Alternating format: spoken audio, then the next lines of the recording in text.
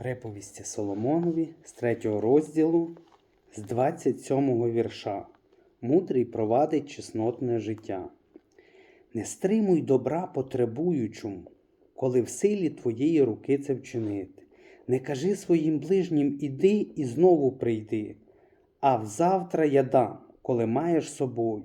Не виорюй лихого на свого ближнього, коли він безпечно з тобою сидить.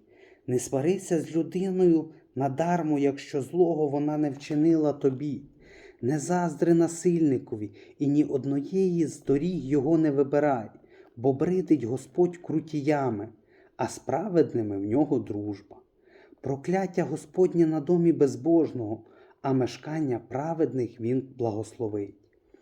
З насмішників він насміхається, а покірливим милість дає. Мудрі славу вспадкують, а нерозумні носитимуть сором.